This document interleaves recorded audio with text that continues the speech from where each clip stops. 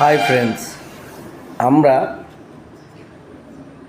বিজেপির বাদৌলতে আজকে ভারতবর্ষে একটা এমন সময়ের মধ্যে দিয়ে পার করছি যেখানে শুধু বোকা হিন্দুত্ব হিন্দুত্ব আর হিন্দুত্ব।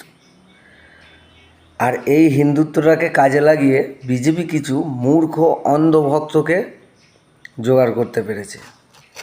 যেই অন্ধভক্তরা বাস্তবতা বুঝতে চায় না, এই একটা এমন একটা ভাইরাস, চোখের সামনে সত্যিটাকে দেখেও ওরা কিন্তু বুঝতে পারে না যে এটা সত্যি। ওদের গুরুরা যেটা বলবে সেটাকেই সত্যি মানবে। ইসরায়েল ভারতবর্ষ থেকে সব থেকে বেশি গরুর মাংস রপ্তানি করে, আমদানি করে, এবং সেই গরুর মাংস তারা খায়। আর সেই গরুর মাংস যায় এখনকার বর্তমান ইউপি, যেটা বিজেপি শাসিত রাজ্য, সেই রাজ্য থেকে। অথচ এই মূর্খ শুয়োরগুলোকে কেউ বোঝাতে পারবে না যে যারা গো রক্ষার নামে ভোট চাইছে তারাই গো হত্যা করছে, তারাই গো মাংস বিক্রি করছে, আর সেই মাংস ইসরায়েলকে বিক্রি করছে। এখন এরা ইসরায়েলকে বন্ধু ভাবছে। যে ইসরায়েল যখন 26/11 হামলাকারীকে